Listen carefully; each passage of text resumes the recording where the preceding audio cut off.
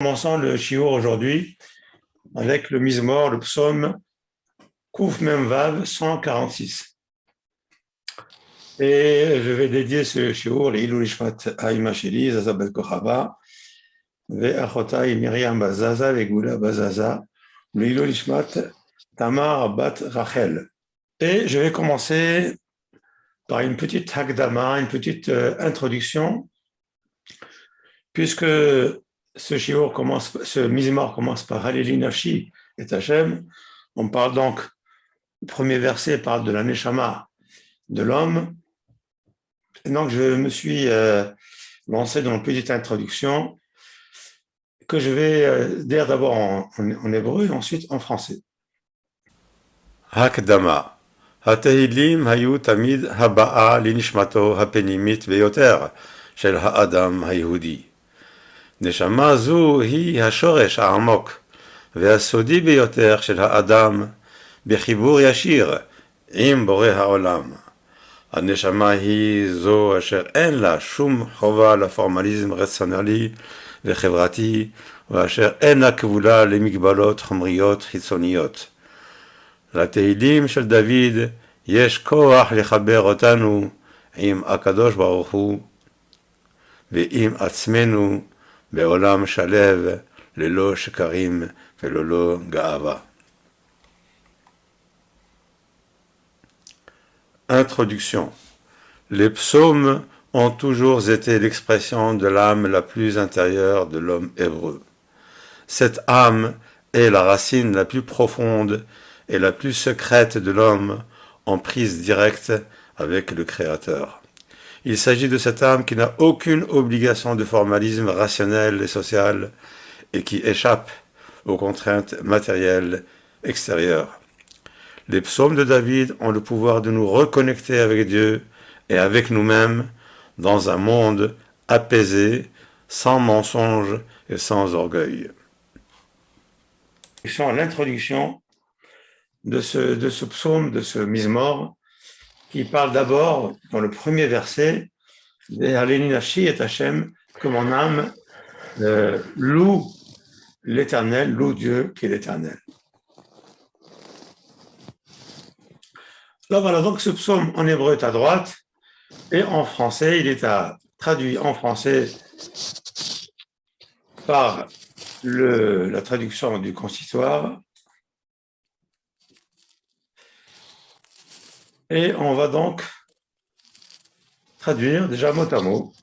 Alléluia, c'est un seul mot en réalité. Hein. Alléluia, Nafshi Hachem, Alléluia, que mon âme célèbre l'Éternel. Je veux célébrer l'Éternel. Alléluia, Alléluia Hachem Bechayai. Alléluia, je louerai l'Éternel Dieu durant toute ma vie. Azamera Yodahai Berodi, chantez mon Dieu, chantez à mon Dieu tant que j'existerai. Altiftichu bindivim, ne placez pas votre confiance dans les grands, c'est-à-dire les gens qui ont le pouvoir. Ben Adam Shein Loteshua, dans les fils d'Adam, dans l'homme, Ben Adam c'est un homme. Shein Loteshua, qui n'a pas de salut, impuissant à secourir, c'est vrai. Teserucho Yashulad Mato, car son rouar, c'est-à-dire son souffle, sort de lui, se retire de lui, il rentre dans la poussière. Yashulad Mato, Baïmahu Avdu Eshtonotav, ce jour même. Eshtonotav, c'est projet, non, Eshtonotav, c'est faculté. Eshtonotav, c'est pensée, c'est faculté. Sont anéantis.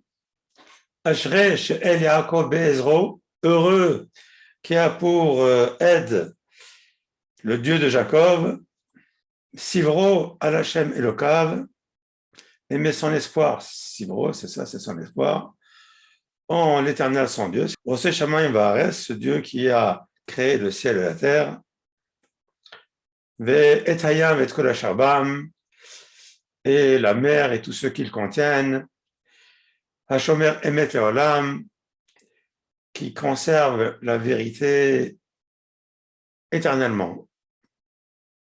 Shomer Emet Leolam. C'est traduit par il est éternellement fidèle à sa parole aussi, c'est vrai aussi. Shofet Ose Mishpat Ashukim, donc fait valoir le droit des opprimés. Il fait le droit, enfin il fait, hein, donc il fait valoir, hein, c'est pas un avocat ici, Dieu. Hein. Lotem Lechem Lar Evim donne du pain à ceux qui ont faim, aux affamés. Hachem Matir Asurim, Dieu qui met en liberté les prisonniers, qui délie des prisonniers, Matir qui délie. Hachem Pokoya Evrim, il donne la vue, il décile les aveugles. Zokef Kefufim redresse ceux qui sont courbés, Kafouf, courbés. Oev Sadikim, il aime les justes, Sadik, c'est quelqu'un qui est juste. Hachem Shomer et Gerim, il veille sur les étrangers, je vais bien sa traduction, il veille sur les étrangers. Yatom Ve'almana Yaoded, soutient l'orphelin et la veuve. Yatom, c'est l'orphelin, Almana, c'est la veuve. Vederech Reshaim Yavet, et il détruit, il corrompt la voie des pervers. Pourquoi la vie des pervers, la voie des pervers, plutôt la vie des pervers. Yimloch Hashem Leolam Elokai Yersion Dorodor Alléluia. À nouveau le mot Seigneur que je n'aime pas du tout. Hashem Leolam, que l'Éternel Dieu régnera pour toujours, éternellement.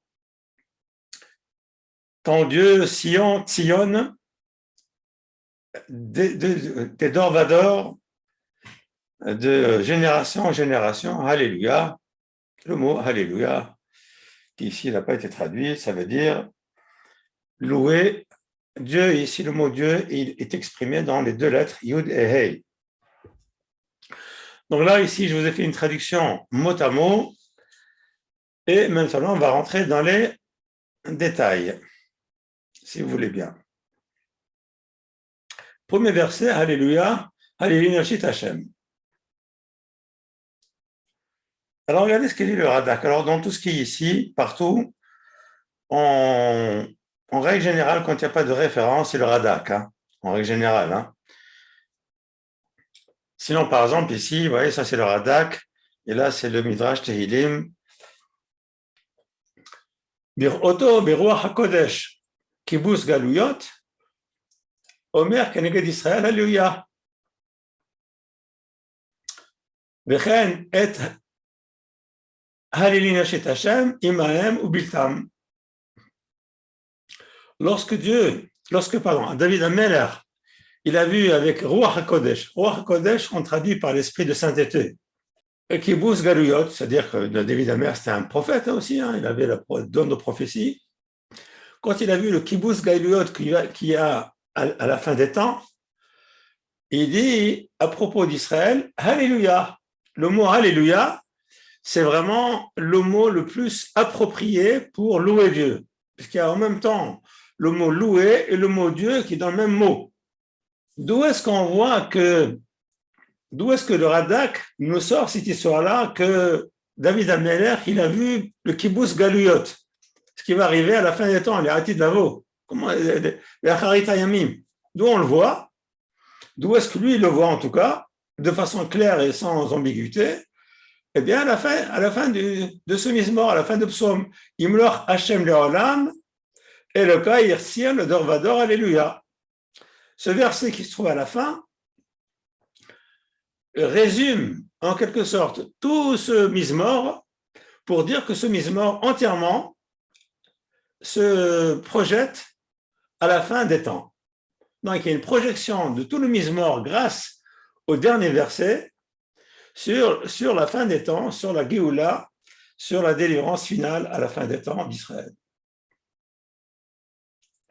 Et donc le Radak, dans cette méthode-là, il va interpréter chacun des versets selon cette vision que à David Ameler dans ce Mizmor, dans ce psaume. Le Midrash dit Amar Irmiya Navi a dit Shirul Hashem, Hallelu et Hashem, ki itzil et nefesh evion miyad mereim.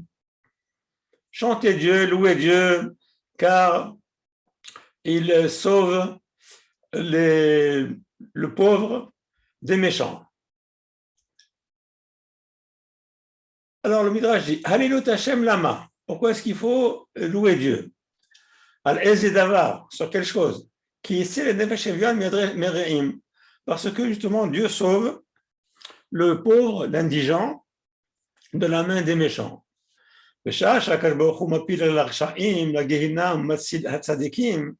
Lorsque Dieu fait tomber les impies dans la Géhenne, et lorsqu'il sauve les tzadikim, les justes,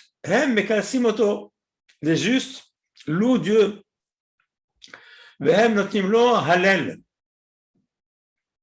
Il lui donne un halel, une louange. Le Midrash tout de suite, aussi, il distingue deux catégories de population ou de gens, ceux qui sont des Rechaim, qui vont finir par tomber, puisqu'on va le voir également à la fin de ce psaume, on va voir que les Rechaim, les impies vont tomber, et qu'il les sauve, les tzadikim, que Dieu sauve, et le salvateur des justes, et à la fin des temps, bien entendu, et c'est ainsi, la plus grande joie, la plus grande louange aura lieu à la fin des temps, lorsqu'on verra cette justice enfin dans l'histoire de l'humanité s'opérer. Je vais vous apporter maintenant ce que dit le Yerushalmi, Maseret Sukkah, chapitre 3. Damar Rabbi Simon, Beshem Rabbi Yoshua ben Levi, Rabbi Simon dit au nom de Rabbi Yoshua ben Levi, Asara, les Shonot, là, c'est vrai, on est toujours dans cette introduction, là, hein, on est encore dans l'introduction pour vous montrer ce que sont les Tehillim et les noms, les mots qui sont utilisés quelquefois pour chanter ces psaumes. Asara, les Shonot, Shel Shevach, Nehemar, Sefer Tehillim. Dans 10 langages de louanges, les Tehillim ont été énoncés.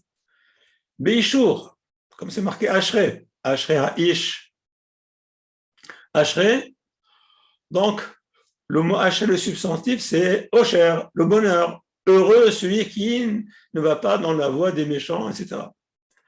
Benitsuach, j'ai oublié ici de souligner, Nitsuach, ou Binginot, Benigun, Lamnaseach, Binginot, Beshir, Bemizmor, Mizmor Shir, Yom HaShabbat, Beaskel, Maskil et David, Biotom Me'ara, etc. Berina, Chalenu, Tzadikim, Bachem, etc. Betoda, Mizmor le Toda, Batfila, Tifila Le'ani, d'accord, par exemple, Bivracha, Borata Hashem, la Madine Chokecha. Donc, tous ces langages, alors 1, 2, 3, 4, 5, 6, 7, 8, 9 et 10. Voilà, ça en fait 10. Et que dit ici le Yerushalmi? Hameushar Shebekulam, c'est quoi? Alléluia. Le plus complet de ces mots-là, c'est le mot Alléluia. Chez Hachem et Hashevar qui le limbo, parce que le nom de Dieu et la louange sont contenus dans ce même mot. Alors, là-dessus, sur ce Yerushalmi, un des commentaires qui s'appelle Ale Tamar, un auteur du début du XXe siècle, il dit, j'ai un problème, Beorim Shenot Daem Ben, des parents qui ont eu un petit garçon, mais Kolechad Rosé Likroto Beshem Aviv. Et chacun des deux parents veut l'appeler du nom de son père. Beshem Shel Av Echad Haya Beshem Ve'Hashevach Limbo. Et parmi les deux noms qui sont proposés, il y en a un qui contient le nom de Dieu. Comme Michael, Uriel, Gabriel, Gamliel, Shmuel, etc. Vaeta dati, nota, et dit, j'aurais tendance à penser, Shiyaskimu ha'av ha'em sheshem ze yesh lo din kadima, pour dire que, étant donné que ce nom-là, qui contient le nom de Dieu, et qui contient également un shevach à Dieu, une louange à Dieu en même temps, puisqu'on voit d'après ce Yerushalmi, que le mot Alléluia, il est supérieur aux autres, parmi tous les noms de louange, il est supérieur aux autres, alors celui-ci, ce nom qui contient le nom de Dieu et également une louange à Dieu, Yeshlo Din Kadima, il serait plus prioritaire que l'autre. Et ce nom-là serait le plus complet, le plus harmonieux de tous les noms. Bon, cette introduction pour vous montrer ici qu'il y a des mots à l'intérieur des psaumes qui ont une signification. Alors, vous allez voir que Nigun, que Ashrei, que Mizmor, que Askel, Rina, etc., tout ça, il y a tout de même, c'est pas la même chose. Chacun de ces mots, bracha par exemple, qui veut dire bénédiction, mais ici la bénédiction, c'est en même temps une tefila et également une louange. Quand on dit Baruch Ata Hashem, c'est un remerciement qu'on fait à Dieu, et c'est aussi en même temps une louange aussi qu'on fait à Dieu. Donc chacun des mots qui se trouvent ici a une signification un peu différente de son voisin. Par exemple, le psaume numéro 4, V'anire, qui a menacé ou asher yesh haya al hameshorim. Ce mot, l'amnatseach, souvent on trouve le mot manamnatseach dans les Mizmorim, ça commence par l'amnatseach, souvent on trouve ça. Il s'agit d'un homme qui a la primauté par rapport aux autres. On dirait peut-être un chef d'orchestre ou un organisateur ou quelqu'un qui est au-dessus des autres. Menatseach, le mot menatseach, ça veut dire être au-dessus d'eux. D'accord?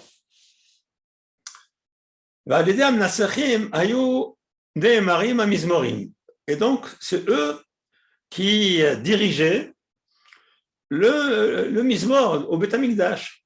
Donc, ces Mizmorim, ces psaumes étaient en même temps chantés et en même temps joués avec un instrument de musique.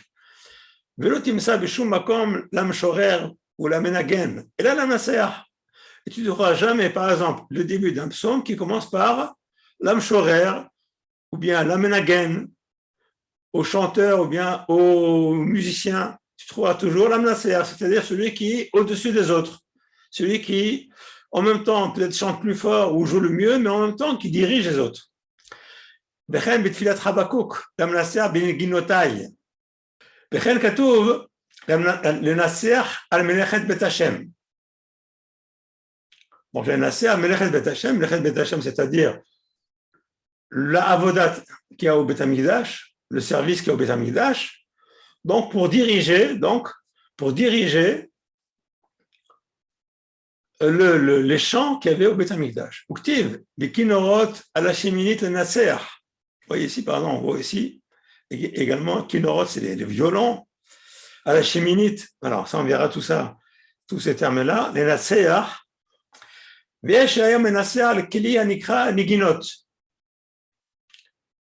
Donc le Radak continue en disant que certains avaient un instrument de musique qui s'appelle Neginot. Donc le Menasséar ici avait une équipe de musiciens qui avait cet instrument qui s'appelle Neginot. Par exemple, Shminit, hein, d'après le Radak, c'est un keli, c'est un instrument de musique.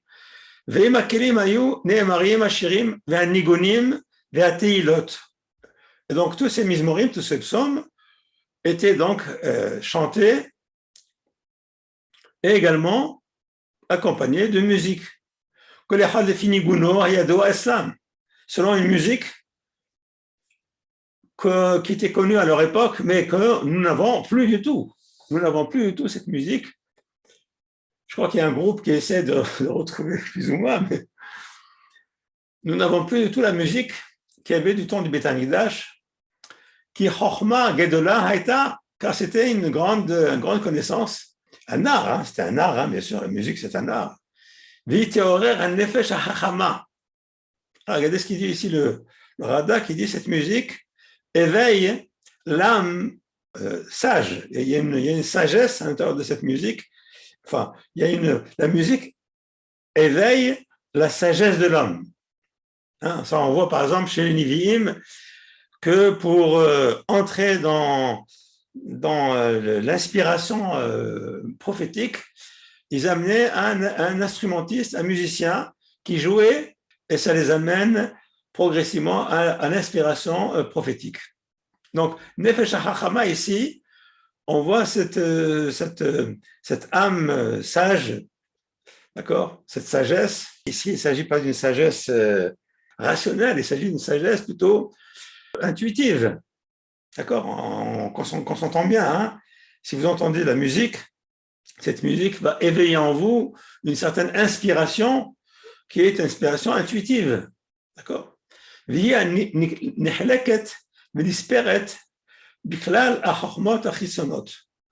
donc cette sagesse-là, cette inspiration, cette intuition, cette forme d'intelligence, c'est ça le mot que je cherchais depuis tout à l'heure, cette forme d'intelligence se trouve donc comptée parmi les intelligences extérieures, chitsonot, ou bien plutôt, d'accord. Alors, est-ce qu'on parle ici de cette intelligence ou bien de cet art de jouer de la musique? Donc, quels sont les instruments de musique qu'il y avait au Beth Amikdash? Donc, il y avait les nevalim, les harpes, ou les kinorotes, les violons, les saltaïm, les cymbales, hasosrot, les trompettes, chauffards, les cornes, et ces instruments de musique étaient donc destinés à des musiques particulières qui étaient connues chez eux, du temps de Beth Amikdash. Yesh me'aneginot anikra alamot. Il va classer donc ces musiques. Certaines musiques s'appellent alamot. Veyesh nikra neginot. Neginot, des musiques particulières.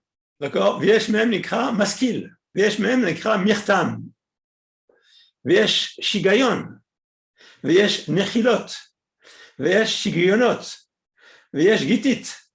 Tous ces noms-là, ce sont des noms de musique, de catégories de musique. ויש עשור, ויש עוגב, ויש מינים. Ça, c'est des kelim. Ça, c'est un instrument de musique qu'on ajoute donc עשור, עוגב, מינים. Ce sont des instruments de musique. Et donc chacun de ces instruments avait une propriété particulière dans laquelle ils pouvaient participer dans une certaine musique qui était connue chez eux. Alors là, c'est très intéressant ça, très très intéressant ce que nous rapporte ici le Radak ici. David Amelech il dit dans le chapitre 23 de Durei Yamim, Verbaat alafim mehalilim lachem makelim asher asiti lahalel. Vous savez que David Amelech a organisé le culte du Beth Amikdash, le travail du Beth Amikdash. Et en particulier, il a réservé 4000 chanteurs, 4000 lévis qui chantaient au Beth Amikdash. Et on ne sait pas très bien si ceux qui chantaient avec les paroles étaient ceux qui jouaient de la musique ou bien si c'était partagé. Il y avait ceux qui chantaient d'un côté et ceux qui jouaient de la musique.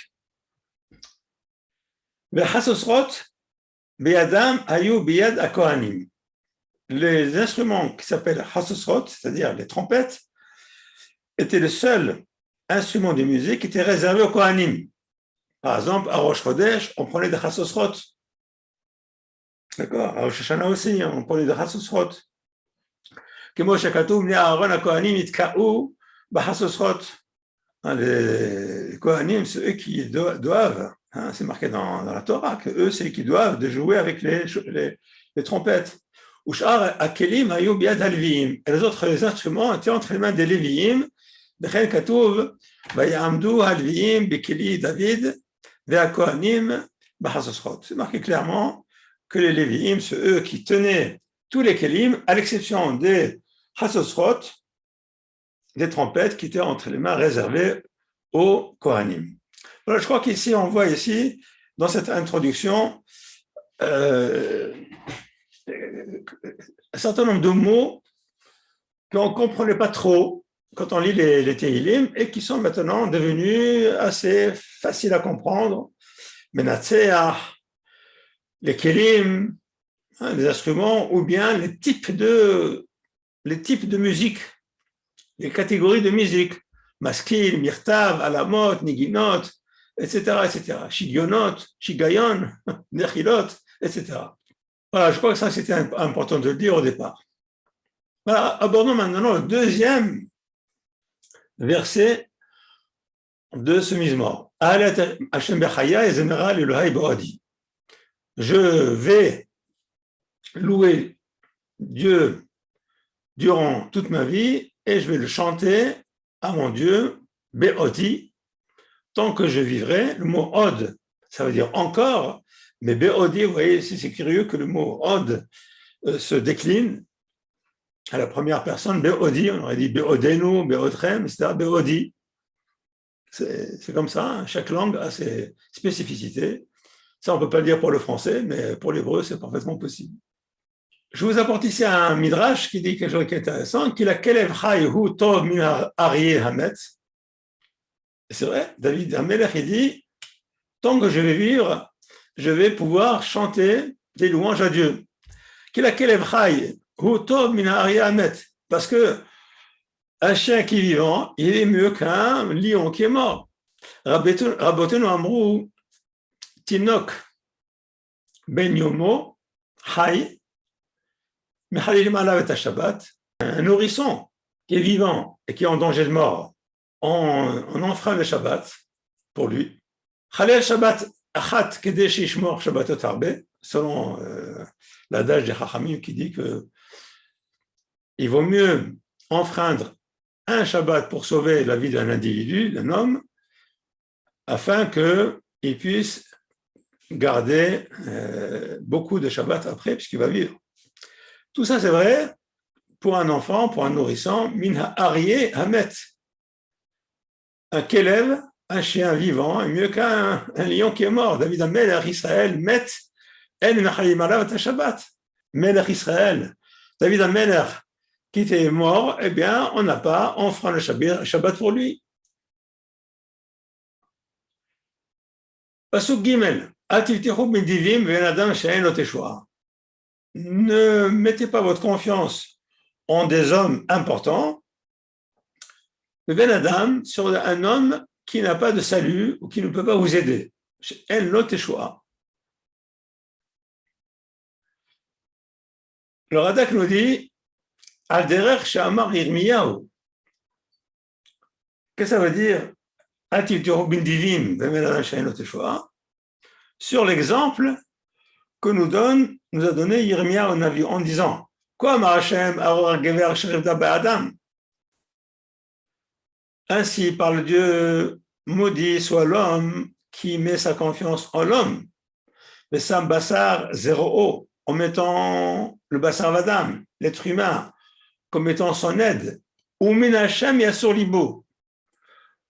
Ou min Hashem yasur libo, ça veut dire quoi? Ça veut dire si tu mets ta confiance en l'homme et en même temps tu enlèves ta confiance en Dieu, alors là, ça c'est pas bon. Arura gever. D'accord? Ce que dit ici, donc, ce que vous nous expliquez ici, le Radak qui veut nous dire qu'on peut parfaitement avoir confiance en l'homme d'une certaine manière, mais attention, à condition de conserver toujours son bitachon, sa confiance et sa émouna et son bitachon en Dieu. Pourquoi? Car si il a confiance, il compte sur l'homme, il faut faire attention de mettre l'essentiel de son bitachon, de sa confiance en Dieu lui-même.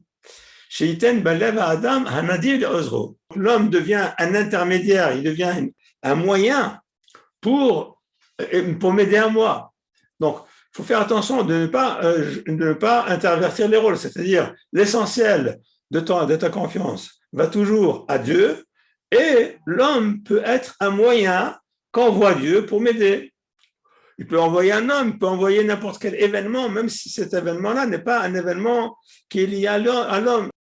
Donc, Dieu aide l'homme ou intervient pour lui et il utilise des moyens, quelquefois des moyens qui sont des moyens naturels ou des moyens qui sont des moyens humains quelquefois. Donc, faire très attention de ne pas tomber dans le piège de mettre toute sa confiance en l'homme et uniquement en l'homme et rien d'autre. Oui, vas-y, Hassan.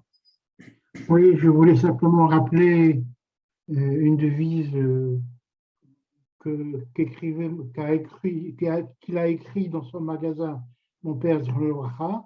Il avait écrit Betach Bechad Al Tifrad.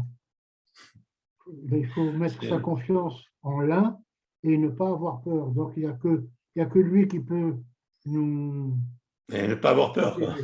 Betach Bechad, en plus, ça rime. Betach Bechad Al Tifrad. Voilà. Voilà.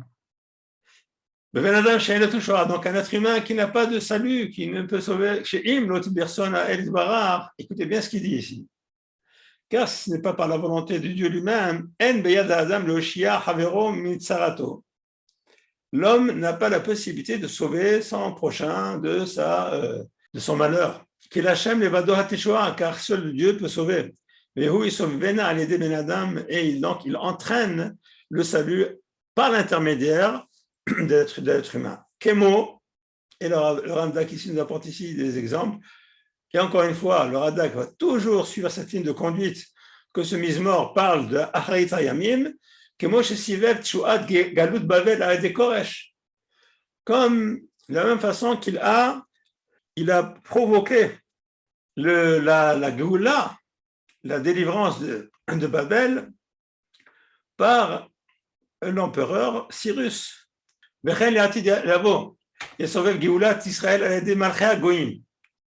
à la fin des temps, Dieu va provoquer la délivrance d'Israël par l'intermédiaire des rois des nations. En éveillant leur esprit pour les renvoyer en Israël. Alors, les Shalecham, il s'agit ici de les renvoyer. Alors, est-ce que ça fait référence, par exemple, Cyrus Koresh, il va juste donner la permission aux Juifs de retourner en Israël. Il faut faire attention. Donc ici, il sort de Koresh, il ne les a pas pris pour les ramener lui-même. Il leur a donné la permission de rentrer en Israël, de retourner en Israël après 70 ans d'exil. D'après Ishaïa, eux amener tous les frères qui sont dispersés dans le monde entier, ils vont les amener en Israël comme étant une offrande à Dieu.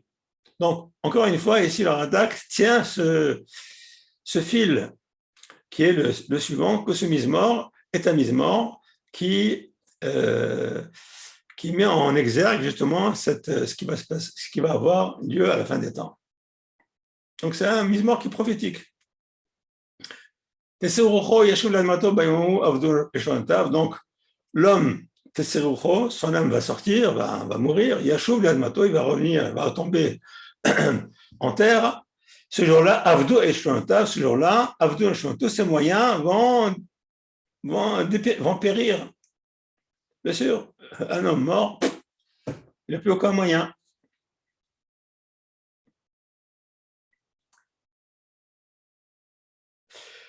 Alors, je vous ai apporté ici un Kohelet,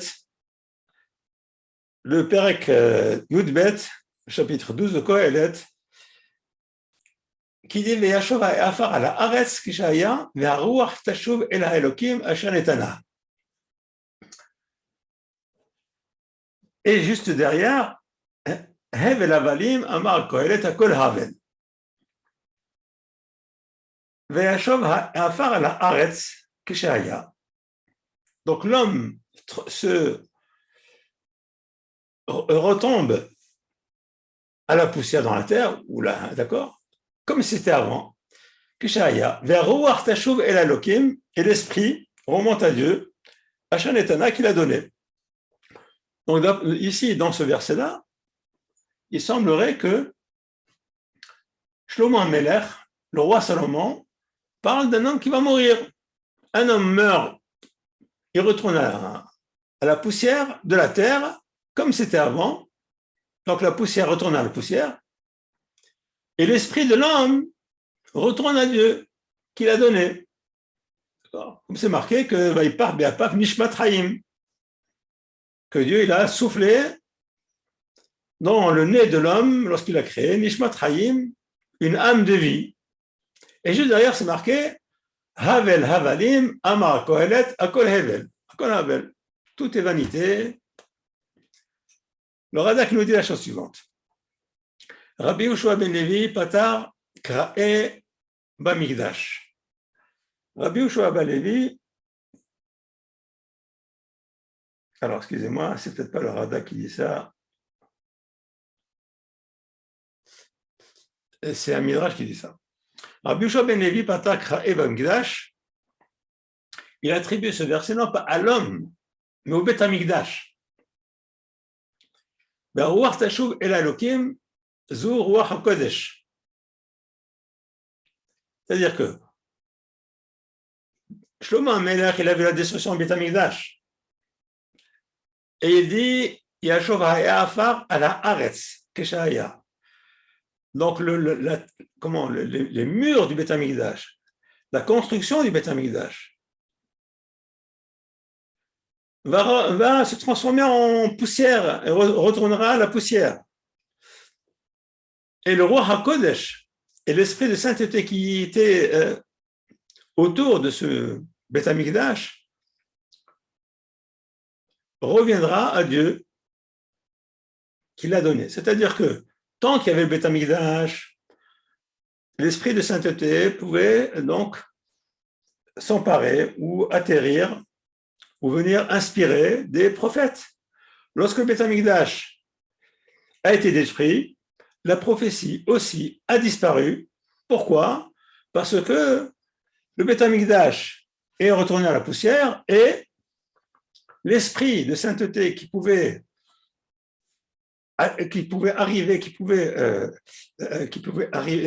inspirer des prophètes a disparu lui aussi. Pourquoi? À cause des fautes d'Israël. אתה מוצא כיוון שראה שלמה ירושלים חרבה, בית המקדש נשרף. Donc tu trouves que lorsque Shlomo HaMelech, il a vu Jérusalem détruite, et bien le Beit HaMikdash, le temple brûlé, Israël Golim, et les Juifs exilés, le roi HaKodesh Missaleket, et l'esprit de sainteté, le roi HaKodesh, et il s'en va, il disparaît, et Tril Alem Hevel Avalim. C'est pour ça qu'il a tout de suite dit Hevel Avalim. Pourquoi il a dit Hevel Avalim, qui suit ce verset 8, qui suit en disant Hevel Avalim, vanité des vanités. Nous, au début, on l'avait compris comme étant l'homme qui tombe, qui meurt, mais ici, d'après le Midrash, non, il ne meurt pas. Il ne s'agit pas de ça. Il s'agit, bien entendu, pas de l'homme qui meurt, mais il s'agit ici du Beth Amikdash qui détruit, des endroits d'Israël qui sont exilés, et de l'esprit du roi HaKodesh qui disparaît carrément de la circulation, qui disparaît, qu'on ne voit plus du tout arriver nulle part. Le Torah Mima, il dit Pshat de Darish Simichut. Pourquoi est-ce que, vous voyez ici par exemple, ça c'est important de savoir, Pashut de Darish Simichut à Ketuvim. Ce midrash-là, il a utilisé le fait que les deux versets sont collés l'un à côté de l'autre pour faire ce midrash. Donc la clé initiale du midrash, c'est le fait que ces deux versets sont collés l'un après l'autre. D'accord? Pshut de Darish Smichut Aktuvim Beinyan She'eno Davuk Klal. Parce que les deux sujets n'ont rien à voir l'un avec l'autre. Apparemment, les deux sujets n'ont rien à voir avec l'autre. Pourquoi Hevel Havalim? L'homme il meurt. C'était déjà prévu que l'esprit de l'homme aille à Dieu dans le Gan Eden, ça c'est connu ça. Pourquoi c'est Hevel Avalim? Pas du tout, c'est pas du tout Hevel Avalim. D'accord? Donc, le Midrash trouve que la juxtaposition des deux versets, cette juxtaposition permet de dire que le premier verset ne s'adresse pas du tout à la mort de l'homme, mais qu'il s'adresse plutôt à la destruction provisoire du Beth Amikdash. ואחרי שהרוח תשוב אל האלוקים, אם כן, איך זה אפשר לסמוך ולומר כמוסב על עניין זה הכל להבל. Étant donné que רוח תשוב אל השם, étant donné que l'esprit de l'homme revient à Akadosh Baruch Hu, l'esprit de l'homme, c'est la chose la plus essentielle en lui, revient à Dieu, c'est extraordinairement bien, au contraire. Pourquoi dire sans la vanité des vanités? Mais la reine d'Arish Be'inyan Amit Kabel Kedema Mefaresh. Et c'est pour ça qu'il a fait ce midrash pour nous faire comprendre quelque chose qui est beaucoup plus acceptable. Chez Kevan, Shera Beruach HaKodesh, Chorban Vegalut, étant donné que Shlomo HaMelech a vu, le roi Salomon a vu dans la destruction du Beth Amikdash et dans l'exil, il a vu ça par prophétie. C'est pour ça qu'il a dit à Kol Havel, Klomar, Kol Gedulat Olamazeh, toute la grandeur de ce monde-ci. Va filou Gedulat Beth Amikdash, mais la grandeur du Beth Amikdash que lui a construit. Mais Achar Shesofo Licharev, étant donné que par la suite il va être détruit, Rucho HaKodesh Yashuv El Elokim, Elokim HaBait HaShlishi Shibale Bema B'Yamenu Shekiyumo Yiyeh Ad Ad. Et donc, il dit, étant donné que ce Beth Amikdash que moi j'ai construit, que lui aura construit, et qui va être détruit, alors à ce moment-là, il dit, vanité des vanités, que tout ce que j'ai fait, c'est rien du tout, alors à quoi ça sert tout ça? Et non pas comme le troisième Beth Amikdash, dont l'existence restera ad, restera tout le temps, éternellement, et qui ne sera jamais détruit. Donc lui, il voyait dans le Beth Amikdash que Shlomo HaMelech a construit lui-même, il voyait quelque chose qui était négatif. Pourquoi tout ce Beth Amikdash qui a été construit, etc., toute cette construction-là va en fumée, le roi HaKodesh va partir, la chose la plus importante, le roi HaKodesh va partir, va disparaître, remonter à Dieu lui-même, qui l'a donné, à Shanatana, qui l'a donné. C'est pour ça que Shlomo HaMelech, il se plaint, il est triste à cause de ça. Alors, en Tesorocho Yashuv Le'admato, là, par contre, il s'agit vraiment de l'homme, des Nédivim, de ces honorables qui aident les gens. Ils aident, pourquoi? Parce qu'eux-mêmes sont des moyens que Dieu envoie pour aider l'indigent ou aider l'homme qui est dans la souffrance. Encore une fois, Tenu Rabbanan. והרוח תשוב אל האלוקים אשר נתנה, תנה לו כמו שניתנה לך בטהרה.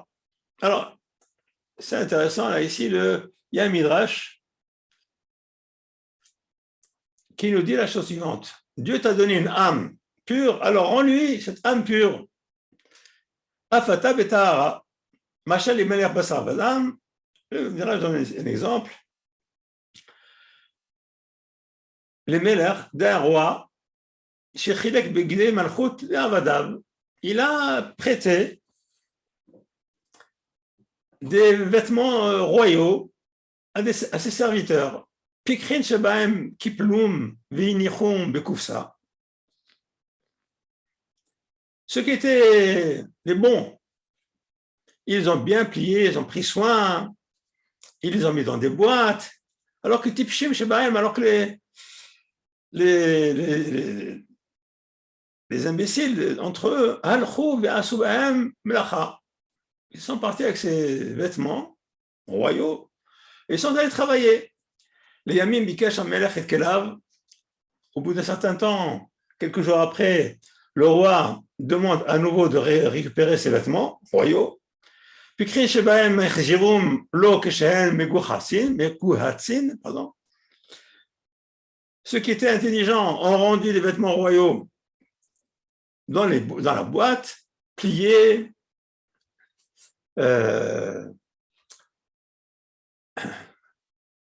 Tipshim Shebahem, Erzirum, Lo, Keshen, Melochlachin. Alors que les imbéciles, eux, les ont rendus sales.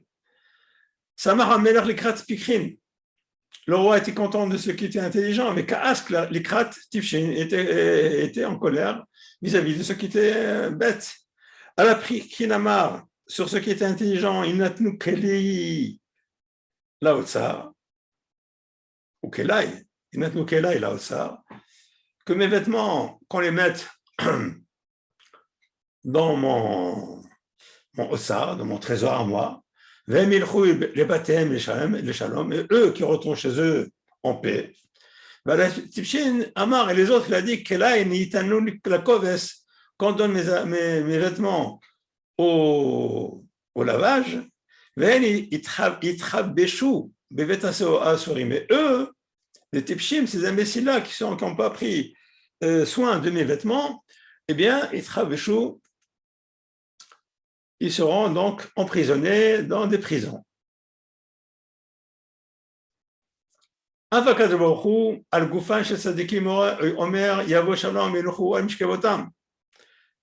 Dieu, qui est le roi des rois, sur les corps des tzadikim, il dit Yavo Shalom Yeluchu al Mishkavotam. À propos du corps des tzadikim, Yavo Shalom, il vient en paix. Yenuchu, ils reposeront sur leur Mishkavotam, sur leur lit, sur l'endroit où ils se reposent. Ve'anishmatan Omer ve'ata nefesh Adoni tzorah b'Yisrael Chayim. Et sur le Neshama, la Torah dit que leur âme sera liée B'Yisrael Chayim sur le bouquet de la vie, si on peut s'exprimer ainsi. C'est-à-dire vivra éternellement en quelque sorte. D'accord? Alors, Goufan chez Rechaim ou Omer, En Shalom Amar Hashem la Rechaim. Et sur les Rechaim, sur les impies, la Torah dit En Shalom Amar la Rechaim. Il n'y a pas de paix pour les impies. Sur leur gouffre. Vanishmatan Omer, Vet Nefesh Oivecha, Ikalena, Betor Kaf Akela. Ça, c'est à propos de Shaoul. Nefesh Oivecha, Ikalena, Betor Kaf Akala, pardon. L'âme de tes ennemis seront jetées ou lancées à travers par Kaf Akela. Vous savez, Kela, c'est une fronde. Hein? Le Kaf Akela, vous savez comment il s'est fait une fronde. Il y a une espèce de rond comme ça, et il y a deux cordes. Tout ça, c'est quelque chose qui est tressé. Hein? Tout est tressé d'ailleurs en réalité. Hein? Et on met un caillou dans le milieu de cette fronde-là, dans ce cas de Kaf Akela, dans la cuillère même de cette fronde, et on lance la pierre, le caillou. Donc ils seront lancés, ils vont tourner comme ça, ils vont tourner, ils seront lancés, frappés, lancés, loin. Leur âme sera lancée, frappée, comme on lance une pierre à partir d'une fronde. Maseret Shabbat. V'chen, B'divrei Razal, Rabbi Eliezer Omer, Shinmatam Shel Tzadikim Gnuzot Tachat Kisei HaKavod. Rabbi Eliezer dit, l'âme des tzadikim sont conservées sous le trône céleste. Shenemar B'Yisrael Chayim et Hashem Elokecha Nishmatam Shel Reshaim Meturafot Mushutatot Misof Ha'olam Ve'asofo, alors que l'âme des impies sera jetée ou déchirée, et ils vont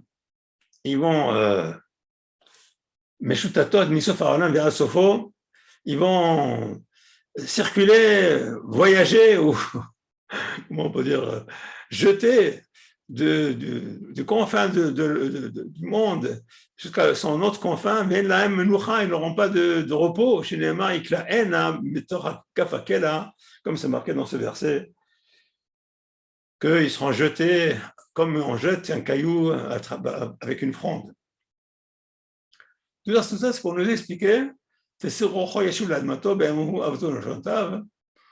jour-là, donc l'homme, Yashuv Ladmato, il revient à la terre et il perd tous ses moyens, toutes ses facultés, tout son esprit. C'est vrai, mais il faut mettre un bémol là-dessus.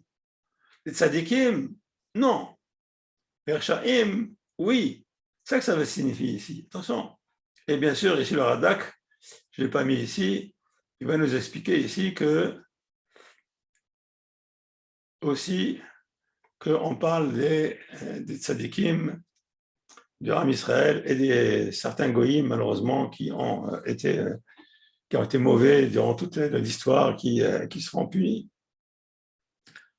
Pasuk He, Ashrei she'el Yaakov be'ezro sivro al Hashem Elokav.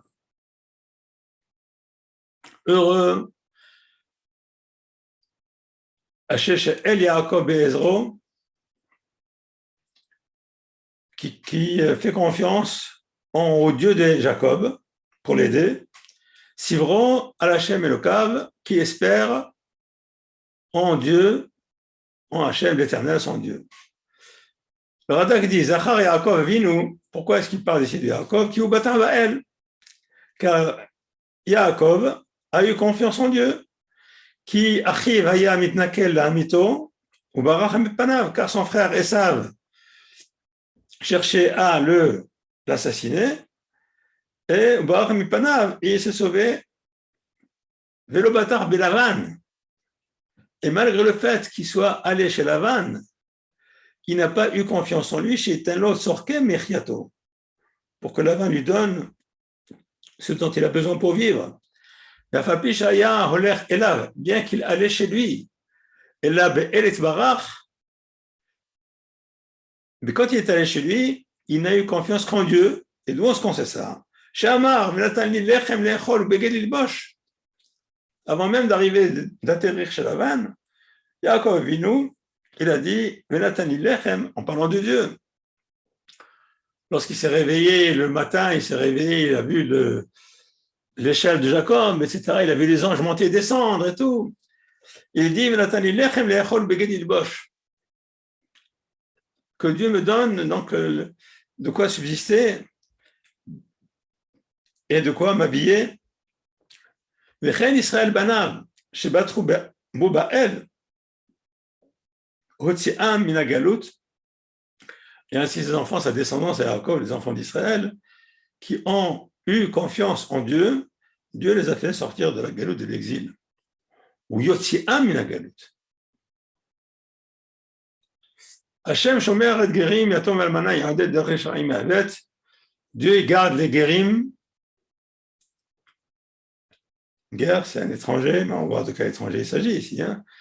Yatom almana yaded, il soutient l'orphelin et la veuve, mais par contre, derech sha'im avet, il corrompt la voix des impies.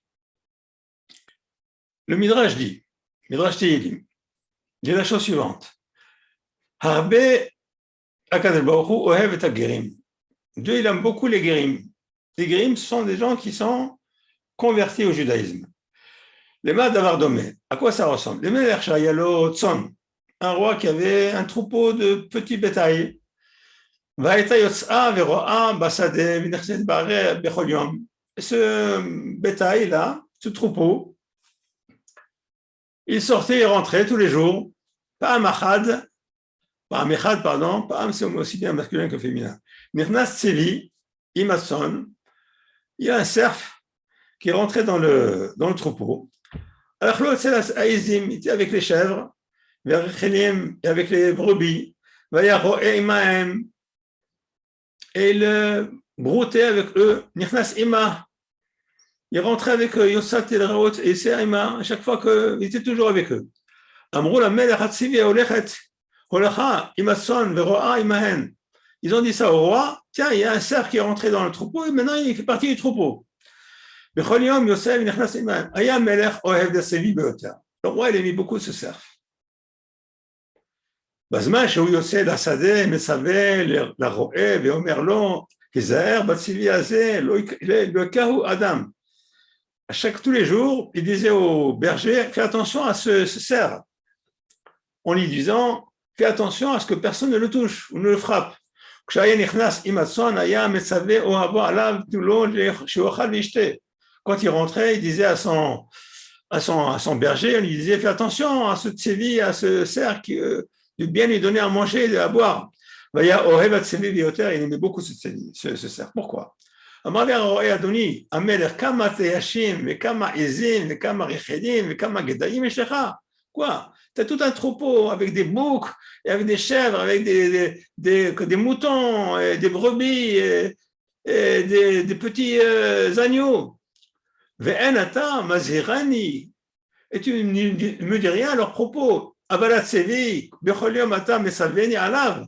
Mais pour le cerf, à chaque fois tu me dis, fais attention à ceci, donne-lui à manger, etc. Amarle Hassan, kach darka lerot. Il dit, le troupeau, avec des brebis, des chèvres, etc., ça c'est comme ça qu'ils font pour aller dans les champs, ils mangent tout seuls, etc., il n'y a pas de problème. Avalat sevaim, ils sont toujours ensemble, hein, ce troupeau-là, les chèvres et des moutons sont des animaux qui sont domestiques. Avalat sevaim, mais le cerf, bamidbar haim yeshvim, eux normalement, leur vie c'est dans les déserts. En darkam likanes leishuv, et c'est le ben adam, ils ne sont pas domesticables, ils ne rentrent pas dans les villes, ils sont toujours à l'extérieur. Ce cerf, il est venu, il est rentré chez nous. On ne va pas le choyer chez Azav Amidbar Agadol parce qu'il a abandonné ce grand désert. Makom chez Atsevaim, Ayalot Ro'ot, là où il y a des animaux sauvages qui vont là-bas. Il a tout laissé, il est venu chez nous, c'est pour ça qu'on doit le remercier. On ne doit plus s'occuper du guerre, on ne doit plus se remercier. Parce qu'il a laissé sa famille, la maison de son père. Il est venu à moi, c'est pour ça que je veux vous ordonner en disant, vous devez aimer l'étranger. Il s'agit bien sûr d'un étranger. Quel étranger? Celui qui se convertit au judaïsme, bien sûr, pas d'un étranger n'importe quel. C'est marqué guerre l'autonou, tu ne dois pas vexer le guerre non plus, tu ne dois pas non plus le tromper. La reine Neymar, Hachem, Shomer et Gerim, c'est pour ça que c'est marqué que Dieu, il garde les guérim, ils gardent des étrangers. Les étrangers ici, encore une fois, il s'agit d'étrangers qui ont rejoint la Torah d'Israël. Oui? Je pense qu'il faut arrêter parce que ça va faire presque 2 heures. Oh, pardon, excusez-moi. Alors bon, écoutez, on va donc je comprends, tout le monde a faim, j'ai compris. C'est pas grave, attendez, combien il reste là? Et Shabbat Shalom, et à la semaine prochaine, Bezrat Hashem. À la semaine prochaine.